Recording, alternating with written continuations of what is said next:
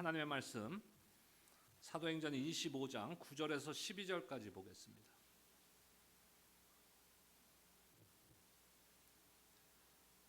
사도행전 25장 9절에서 12절까지의 말씀, 저와 여러분들 한 절씩 교독하도록 하겠습니다. 넉절인데 교독하도록 하겠습니다. 제가 9절 말씀 읽겠습니다.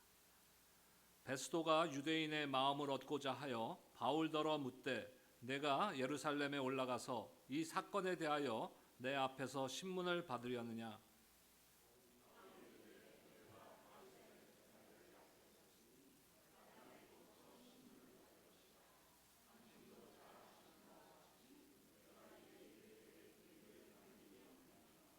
만일 내가 불의를 행하여 무슨 죽을 죄를 지었으면 죽기를 사양하지 아니할 것이나, 만일 이 사람들이 나를 고발하는 것이 다 사실이 아니면 아무도 나를 그들에게 내줄 수 없나이다. 내가 가이사께 상소하노라 한대.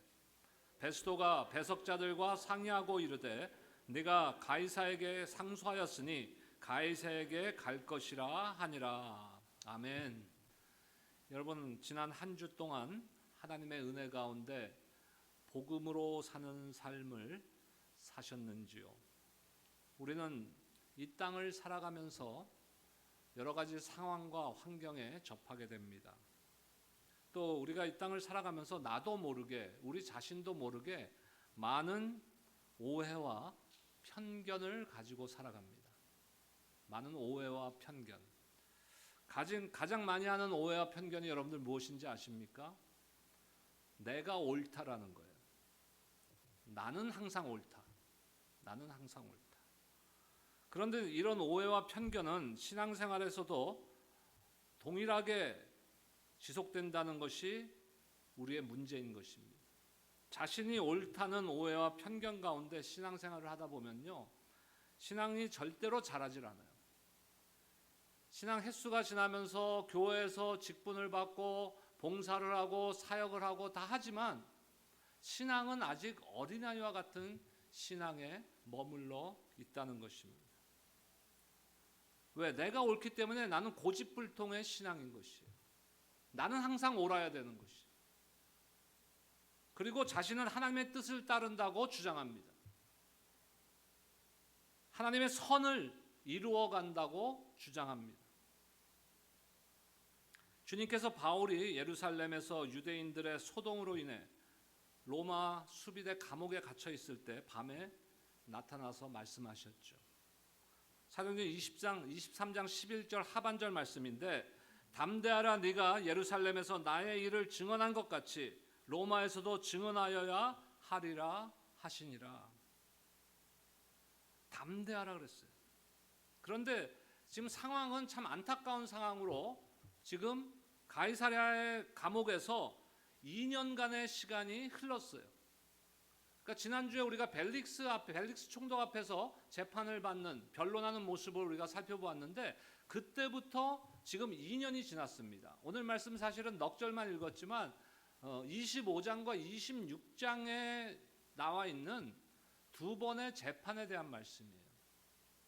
벨릭스 총독 다음으로 후임으로 온 베스도 총독 앞에서의 재판, 그리고 아그리빠 왕 앞에서의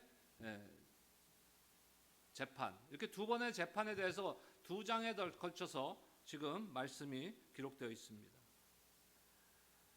왜 하나님께서는 바울을 예루살렘으로 가지 않고 바로 로마로 가서 사역하지 않게 하셨는가?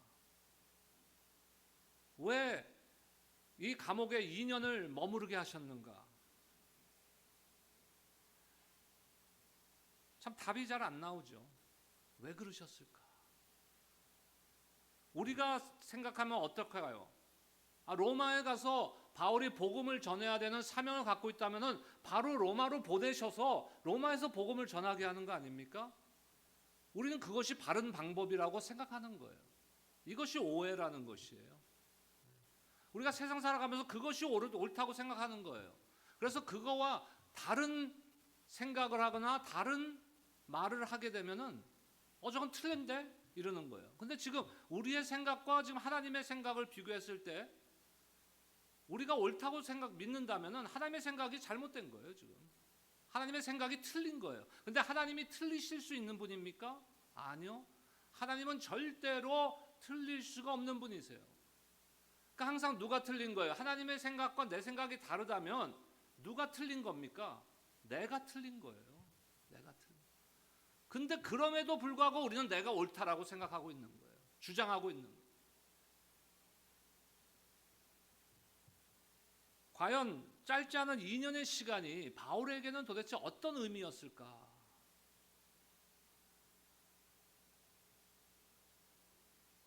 기다림의 의미가 있는 것이. 때로는 하나님께서 우리 보고 기다리라 그러십니다. 우리는 빨리 하고 싶죠. 여러분, 이 현대인에게 있어서 가장 큰 적이 뭔지 아세요? 현대 우리 신앙인들에게 있어서 신앙의 가장 큰 적은요, 분주함이에요. 분주함. 그 뭐라도 해야 되는 것 같은 그 강박관념 안에 있어요. 네. 뭐라도 해야 되는 거예요. 저희 부부가 몇 년을 같이 살았냐면은 35년을 같이 살았어요. 이번 달에 저희 결혼기념일인데 35년을 같이 살았어요. 근데 제가 성격이 참 하나님께서 저 같은 사람을 목회자로 세우셔갖고 여러분들과 이렇게 영적으로 교류하게 해주시. 참 하나님 대단하신 분이에요. 전 그런 교류를 잘할 수 있는 사람이 아니에요. 35년을 같이 산 저희 와이프하고도 둘이 마주 앉아 있으면 지금도 참 좀 뭐라 그러죠? 대면대면해요. 식당에 보통 둘이 가잖아요. 둘이 마주 앉아 있어요. 그러면 음식을 오더하고 뭐 대화가 그죠? 오늘 뭐 먹을까요? 그 다음엔 대화가 연결되지 않는 거야. 근데 뭔가는 해야 돼. 뭐 합니까? 그러면 보통 여러분들은 뭔가는 해야 돼. 그러면 전화기라도 꺼내서 뭐라도 뭐 이메일 뭐 그렇게 급하다고 이메일을 밥 먹는 데서 체크를 해요. 한 번은 제가 오래전의 이야기인데 저희 아이들과 함께 그 유타주에 한번 여행을 간 적이 있습니다. 브라이스 캐년으로 해서 요즘 제 나이에서는 이제 그렇게 운전하라 그러면 쉽지 않은데 뭐 여기서 한 번에 그냥 화장실 한 번만 스탑하고 그냥 브라이스 캐년까지 갔다가 거기서 이제 자이언파크로 해서 그 자이언파크 안에 있는 그 내셔널 파크 안에 있는 라찌에서 묵은 적이 있어요. 네. 근데 식당이 한 군데밖에 없어요, 그 라찌 안에. 그러니까 거기서 정해준 시간에 밥을 먹어야 돼요. 내가 뭐 몇 시에 먹고 싶은 게 아니라 당신 식당에서 식사할 거면 오늘 저녁은 7시 30분에 오세요. 그럼 그때 가서 먹어. 호텔에 체크인을 했는데 라찌에 체크인을 했는데 두 가지가 없는 거예요. 두 가지가. 보통의 호텔하고 다르게. 그 두 가지가 뭐냐면요. 전화기가 없어요. 방에. 요즘은 뭐 변했는지 모르겠지만 그때는 전화기가 없었어요. 또 하나 뭐가 없냐면 TV가 없어요. 처음에는 몇 시간 동안은 이 멘붕이 오는 거야. 뭐 할 수 있는 게 없는 거예요, 지금. 할 수 있는 게 없는 거예요. 그리고 뭐 그때는 셀러폰이 뭐 이렇게 그 대중화되기 전이지만 그래도 셀러폰이 있었는데 셀러폰하고 그 전에 나왔던 게 뭐죠, 여러분? 셀러폰 전에 있는 거. 예, 옛날 사람들이지. 삐삐도 안 돼. 거기는 셀러폰도 안 터져. 처음에 몇 시간은 멘붕이 오는 거예요. 뭐 할 게 없는 거야, 막. 근데 이틀째가 되니까요, 너무 좋은 거야, 그게. 전화 소리도 안 들려. TV 공해도 없어. 여러분, 현대인의 가장 큰 문제가요, 분주함이에요. 뭔가를 해야 된다는 강박관념. 근데 때로는 하나님께서 우리한테 잠잠하라 그러시는 거야. 기다려라. 기다려라. 지금 바울에게도요, 바울이 그 하나님의 세세한 계획을 다 알고 있었을까요? 아마 다 몰랐을 거예요. 그저 로마로 가야 된다. 로마에 가서 복음을 전해야 된다. 이 정도는 주님께서 직접 나타나셔서 말씀해 주셨기 때문에 알고 있었겠지만 세세한 계획까지 알지 못했던 거예요. 2년을 그 감옥소에 있어야 되는지 로마로 가지 않고 그런 건 몰랐을 거예요.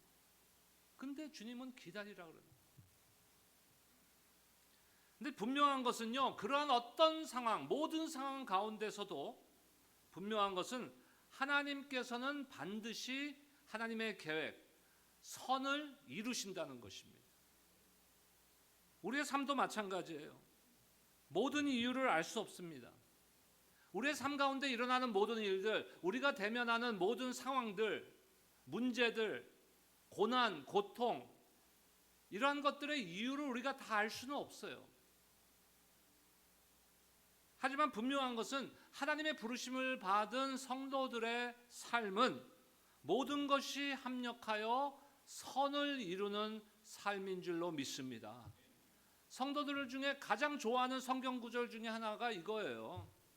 우리 오늘 이번 주 그 암송 구절인데 로마서 8장 28절 말씀입니다. 우리 함께 한번 읽겠습니다. 시작. 우리가 알거니와 하나님을 사랑하는 자 곧 그의 뜻대로 부르심을 입은 자들에게는 모든 것이 합력하여 선을 이루느니라. 우리가 알거니와라는 것은요, 여러분들이 다 알잖아요. 이런 뜻이에요. 뭡니까? 확실하다는 거예요. 이거는 나 혼자 주장하는 게 아니라 확실한 말씀이다. 하나님께서 회개시키시고 믿게 하시고 하나님의 자녀로 삼으시고 하나님을 사랑하게 된 성도들에게 모든 것이 합력하여 선을 이룬다는 것이에요. 이거는 확실하다는 것입니다. 모든 것은 뭐예요? 우리에게 일어나는 모든 일들이, 좋은 일이든 기쁜 일이든 즐거운 일이든 슬픈 일이든 상처든 아니면 어떤 고난이든 이 모든 일들이 낙심한 일이라도 우리가 혹시 실수하고 범죄한 일조차도 합력하여 선을 이루어 가시는 하나님이시라는 것이에요. 근데 이 말씀을 왜 좋아합니까? 왜 많은 성도들이 좋아합니까? 오해하기 때문에. 이 말씀을 오해하기 때문에. 죄송합니다. 오해하기 때문에. 왜요? 이 선을 뭐라고 생각합니까? 여기서 말씀하시는 선을 내가 원하는 것이라고 생각하는 거예요. 성도들의 삶은 내가 원하는 것을 하나님께서 합력해서 선을 이루어주신다. 내가 원하는 것을 이루어주신다. 이렇게 오해해서 이 말씀을 좋아하는 거예요. 이것은 잘못된 생각이에요. 편견, 오해, 착각. 여기서 선이란 뭡니까? 하나님의 뜻과 계획을 말씀하시는 것이에요. 내 생각, 내가 원하는 것, 내가 소망하는 것, 이것을 말씀하시는 것이 아니에요. 하나님의 원하시는 뜻과 계획은 뭡니까? 땅끝까지 복음이 전달되는 거예요.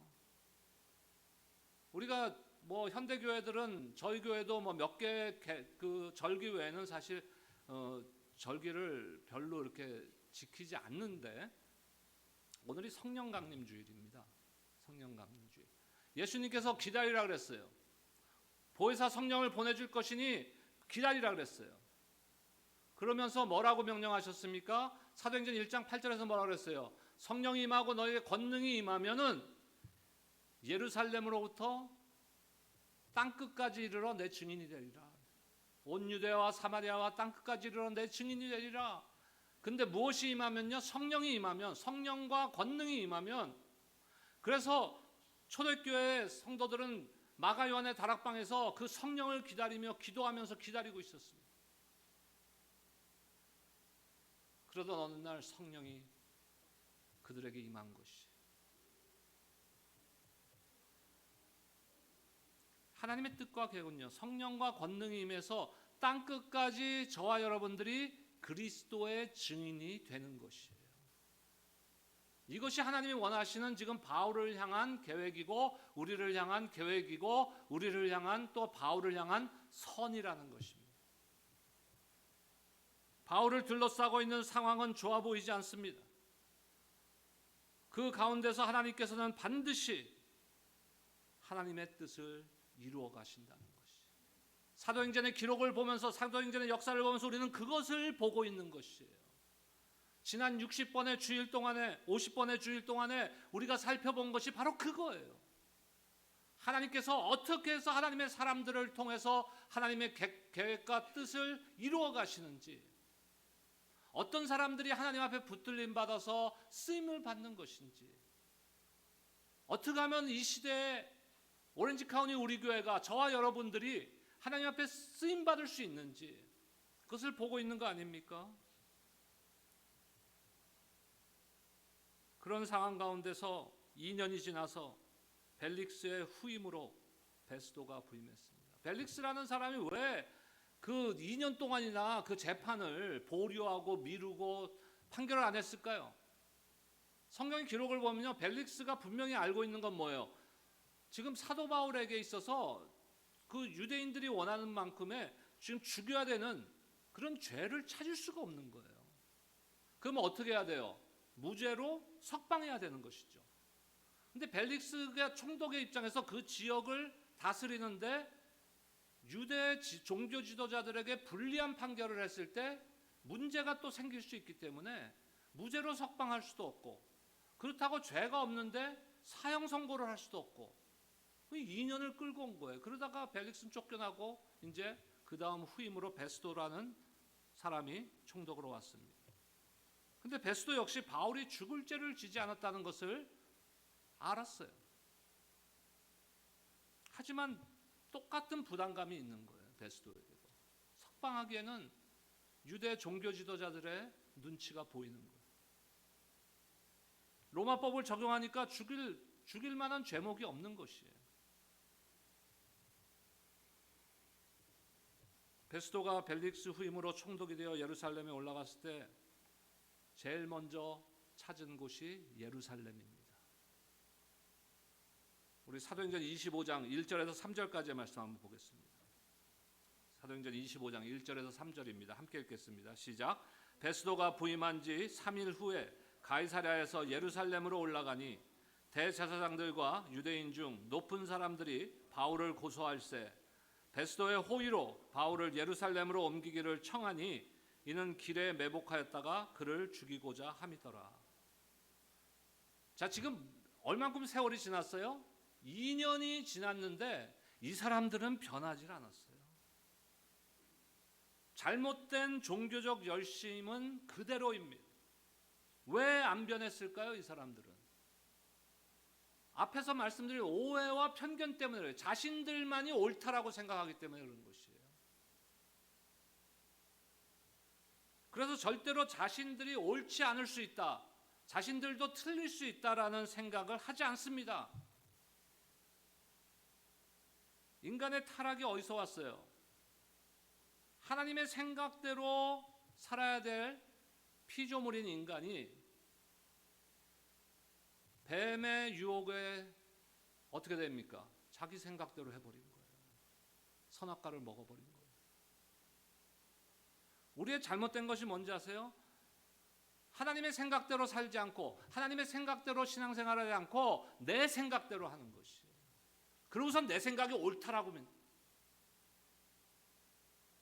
내 생각이 옳을 확률이 얼마나 된다고 여러분들 생각하십니까? 뭐 사람마다 좀 차이가 있겠지만요, 중요한 것은요, 내 생각이 전부 옳을 수는 없는 거예요.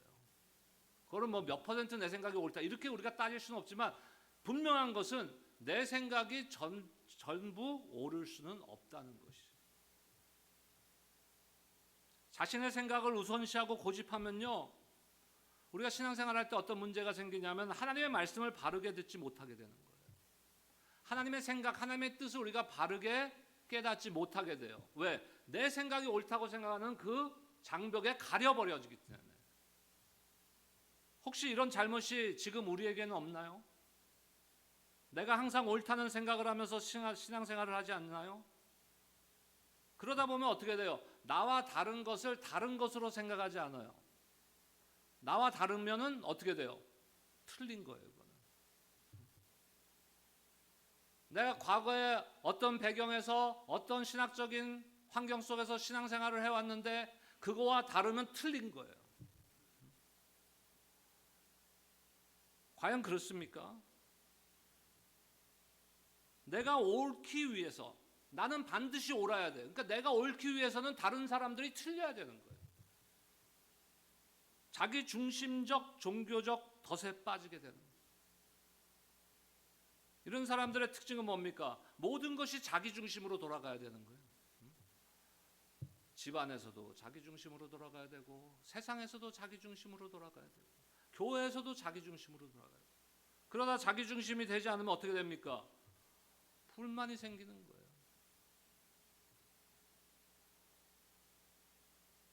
지금 유대 종교 지도자들, 대제사장들, 이 사람들이 그런 사람들이에요. 대표적인 사람들이에요.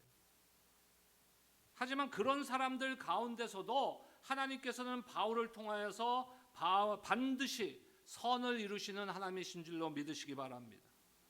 지금 바울은 다시 살해당할 위험에 빠졌어요. 때로는 우리가 이해하지 못하는 고난의 시간과 환난의 환경 속에서도 하나님께서 일하고 계심을 여러분들 믿으시기 바랍니다. 하나님을 사랑하는 자, 곧 그 뜻대로 부르심을 입은 자들에게는 모든 것이 합력하여 선을 이루시는 분이 우리 하나님이심을 여러분들 믿으시기 바랍니다. 바울의 가이사랴 2년간의 감옥 생활처럼 요셉도 억울하게 2년 동안 옥살이 했잖아요. 2년간의 시간은 요셉에게는 쉽지 않은 시간이었을 것이에요. 억울하고. 하지만 그 감옥에서의 2년간의 시간은요, 요셉에게 있어서 무의미한 시간은 아니었다는 것이죠. 시편 기자의 고백처럼 요셉은 감옥에서 하나님의 때를 기다리며 말씀으로 연단받고 있었습니다. 시편 105편 19절 말씀입니다. 곧 여호와의 말씀이 응할 때까지라 그의 말씀이 그를 단련하였도다. 언제까지요? 여호와의 말씀이 응할 때까지. 우리 주님이 응답하실 때까지. 그때까지 우리는 뭐 해야 돼요?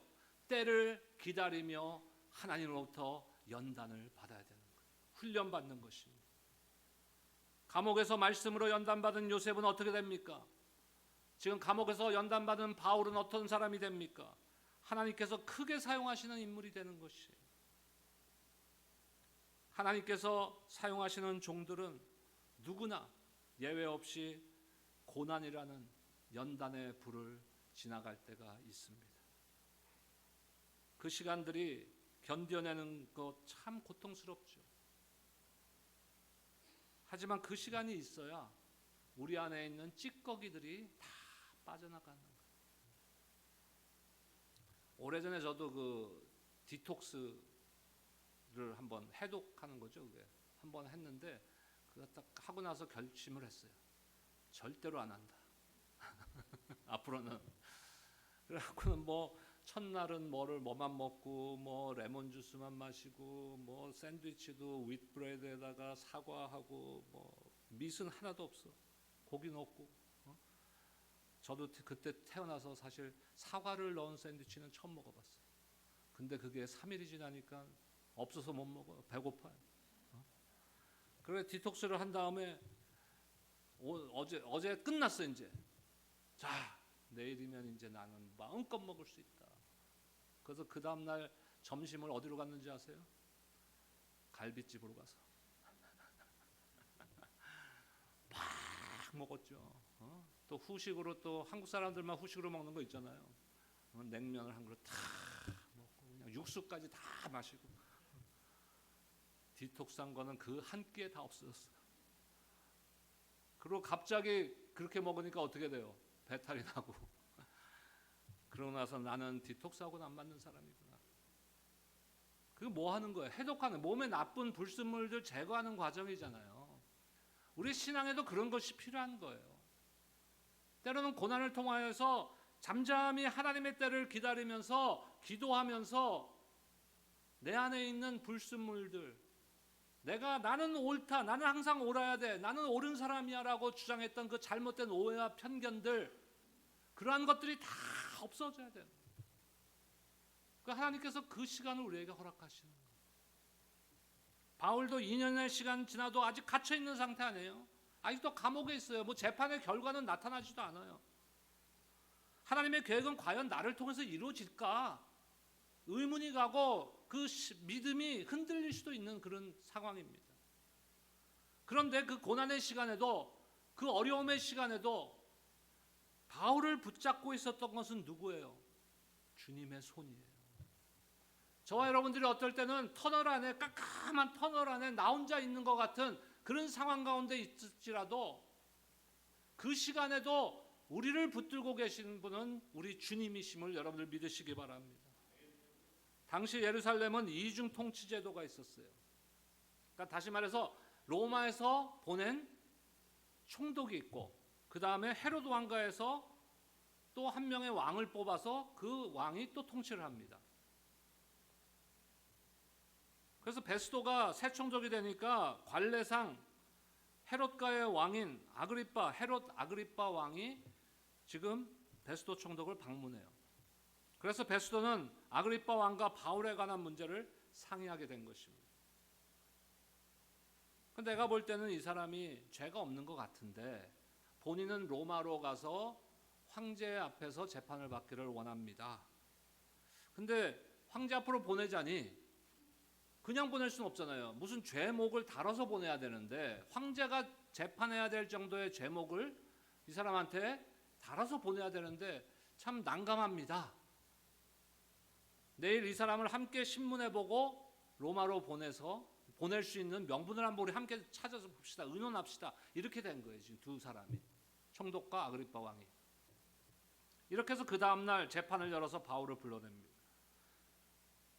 재판이 열리고 바울에게 이제 벨릭스 앞에서도 그랬지만 변론의 기회가 주어지는 거예요.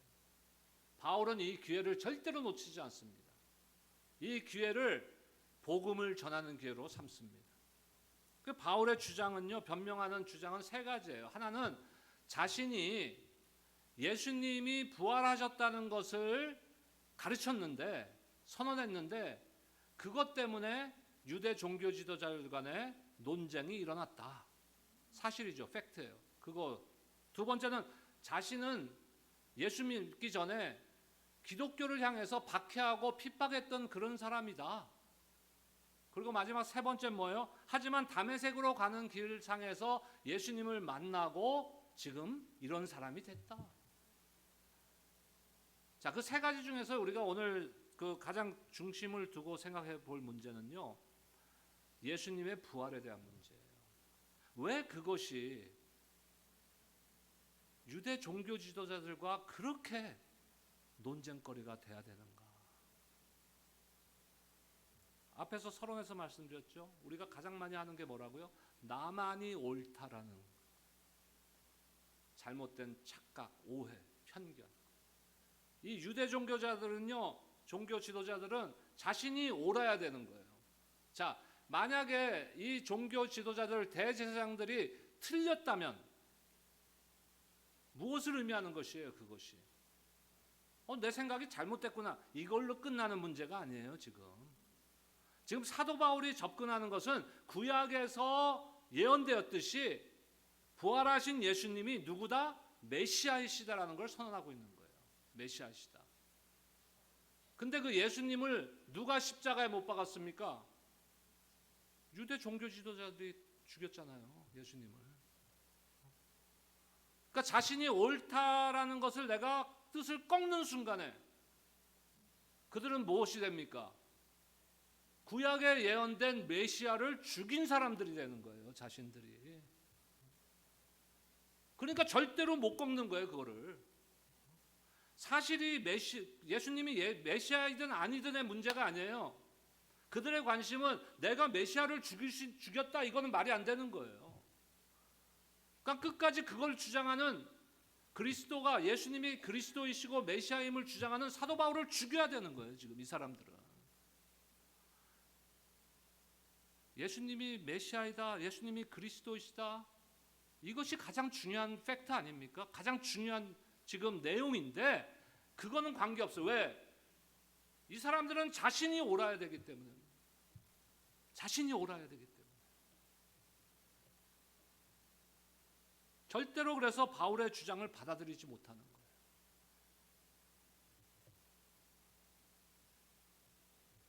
그래서 바울이 이런 메시지를 전할 때마다 2년 전에도 마찬가지고 2년이 지나서도 어떻게 해서라도 꼼수를 피워갖고 바울이 거기서 예루살렘으로 오게 만들려고 그러는 거예요. 예루살렘으로 오는 길에 매복해 있다가 바울을 죽여야 되는 거예요, 이 사람들은. 그래야 자기들이 옳다는 것을 계속 끌고 갈 수 있는 거예요. 그래서 바울이 죽었습니까? 안 죽었죠. 하나님의 은혜로 죽지 않았고 결국은 로마까지 가서 복음을 전하게 되는 것입니다. 예루살렘에서 순교하는 것이 하나님의 계획도 아니고 하나님의 뜻이 아니에요. 어떤 사람들을 향해서는, 예를 들어서 야고보나 베드로를 향해서는 하나님의 계획은 어느 정도까지 사역을 하다 순교하는 것이 하나님의 계획이에요. 그 순교를 통해서 또 복음이 전파되는 것이 하나님의 계획이에요. 근데 지금 사도 바울은 아직은 그때가 아니라는 것이에요. 하나님의 계획과 뜻은 바울이 로마에 가서 복음을 전함으로 복음이 예루살렘으로부터 시작되는 복음이 온 유대와 사마리아와 땅끝까지 이르러 전달이 되는 것이 바로 하나님의 계획인 것입니다. 하나님의 선입니다. 그것이. 여러분 힘들고 어려움이 있더라도 하나님의 때를 기다리면서 현재 상황에서 최선을 다하시기를 축복합니다. 나를 위한 선이 아니에요. 내 생각이 옳다는 것을 주장하기 위해서가 아니라 하나님의 선이 이루어지는 것을 우리가 기대하며 기다리며 기도하는 저와 여러분들 되시기를 축복합니다. 주님의 말씀 앞에 어떠한 방해가 있더라도 주님 나는 순종하겠습니다. 주님의 말씀 앞에는 나의 과거의 경험이나 나의 생각과 아무리 다르더라도 그것이 주님이 말씀하시는 것이라면은 주님 나의 생각은 그렇지 않았지만 내 생각이 잘못된 것이 같군요. 주님 말씀에 순종하겠습니다. 이것이 성숙한 믿음 아닙니까? 아 주님 틀렸어요. 내 마음대로 좀 해주세요. 내 생각대로 좀 해주세요. 이거는 어린애들이 하는 거예요. 어린애들이 하는 거예요. 베드로가 밤새 그물을 던져도 물고기 한 마리 못 잡았어요. 근데 베드로는 원래 뭐 하는 사람이었어요? 어부죠. 그러니까 물고기 잡는 데는 베드로가 고수라는 거예요. 고수. 한 마리도 못 잡고 허탕치고 나서 이제 그물을 정리하고 하고 있는데 예수님이 오셔서 야, 네 배를 잠깐 빌려달라. 그래서 배에 올라가셔서는 말씀을 이제 가르치시고 그리고 나서 베드로에게 뭐라 그랬어요? 저 깊은 곳에 가서 그물을 내려라. 우리 같으면 어떻게 할까요? 주님 농담하십니까? 주님은 뭐 목수로 컸던 사람인데 나는 평생을 어부로 자란 사람인데 내가 밤새 거기서 금을 던졌던데요. 근데 거기다 또 던지라고요? 지금 피곤해 죽겠는데? 밤을 샜는데? 우리 혹시 그렇지 않습니까? 내 경험, 내 생각, 내가 갖고 있는 것이 전부있냐? 이것만이 옳은 것이냐? 베드로 보면 어떨 때는 야, 저 정도 믿음밖에 안 되나 그래요. 예수님을 3번이나 부인하고. 우리 베드로만 합니까? 예수님이 저 깊은 곳에 가서 금을 던지라 그랬을 때 베드로가 어떻게 했어요? 뭐라 그래요? 선생님이여 우리들이 밤이 새도록 수고하였을 때 잡은 것이 없지만은 잡은 것이 없다. 여긴 팩트예요. 그렇지만 말씀에 의지하여 내가 그물을 내리이다. 여러분 우리 삶이 좀 이렇게 되면 얼마나 좋겠어요. 멋있지 않습니까? 에이 목사님 하나도 안 멋있어요. 그냥 내 마음대로 사는 게 멋있어요. 그래요 과연? 오늘이든 내일이든 주님이 부르시면 우리 주님 앞에 설 거예요. 주님이 나한테 뭐라 그러실까? 그거 우리 최선을 다해요. 오늘 하루를 최선을 다하셔야 돼요. 말씀에 의지하여 내가 그물을 내리이다. 베드로는 주님의 말씀에 순종해서 많은 고기를 잡았어요. 여기 핵심은요, 많은 고기 잡은 게 아니에요. 그물이 찢어지도록 많은 고기가 잡힌 게 핵심이 아니에요. 여기 핵심은 뭐예요? 주님의 말씀 앞에 내가 순종했다는 거예요. 하나님의 말씀 앞에서 자신의 생각을 고집하면 안 됩니다. 하나님의 말씀이 자신의 생각과 충돌할 때에는 무엇이 옳은 거예요? 하나님의 말씀이 옳은 거예요. 그러나 많은 사람들이 하나님의 말씀이 자신의 뜻에 맞으면 받아들이고 자신의 생각에 어긋나면 거부합니다. 이것이 신앙인들의 문제예요.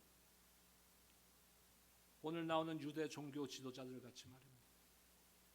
자신들이 틀렸을 수도 있다는 생각은 하지도 않습니다. 자신들의 기득권을 지키기 위해서, 자신들의 입장만을 고수하기 위해서 옳고 그른 것이 중요한 게 아니에요. 나는 옳아야 돼요. 나는 옳아야 돼요. 그러니까 다른 거는 다 틀려야 되는 거예요. 우리가 왜 MBTI 워크숍 해요? 다른 건 틀린 게 아니라 다른 거예요. 나랑 다른 성향의 사람들은요, 아, 저 사람 성격 더럽네. 그게 아니에요, 여러분.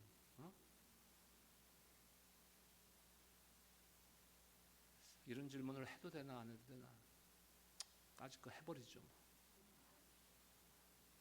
제 성격이 좋을까요? 우리 와이프 성격이 좋을까요?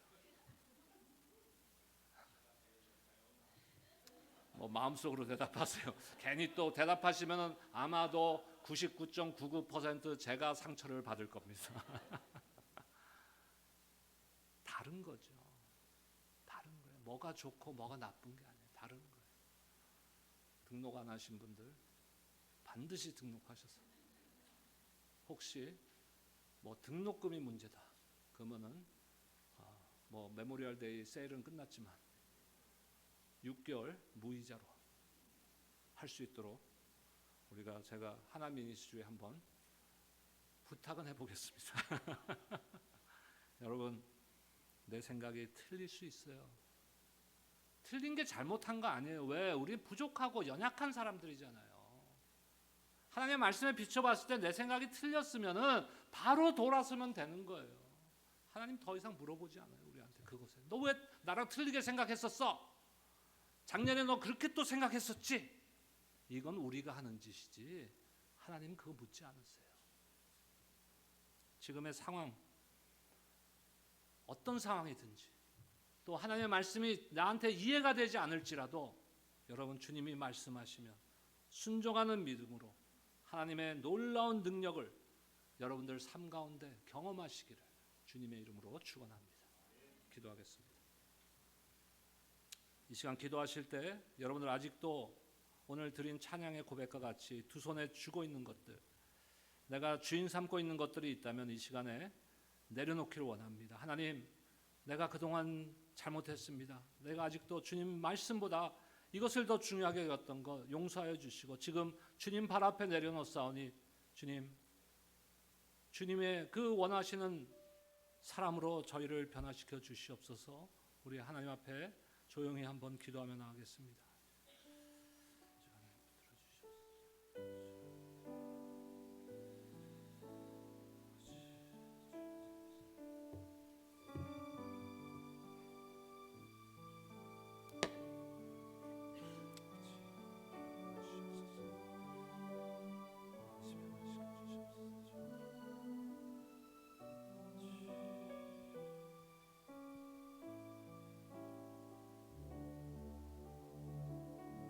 주님 감사합니다. 하나님, 오늘 주신 말씀 그대로 아직도 내가 주인 삼고 있는 것들이 있습니다. 하나님, 아직도 내가 옳아야만 되고 나만이 옳다고 고집하는 참 연약함이 우리 가운데 있습니다. 주님 발 앞에 이 모든 것을 내려놓습니다. 말씀과 성령으로 우리를 변화시켜 주사 주님 보시기에 합당한 삶, 주님 보시기에 합당한 교회가 될 수 있도록 주님 축복하여 주시옵소서. 그래서 우리를 통하여서 합력하여 선을 이루시는 그 하나님의 놀라우신 역사를 경험하며 바라보는 우리 모두가 될 수 있도록 축복하여 주시옵소서. 감사하며 예수님의 이름으로 기도드립니다.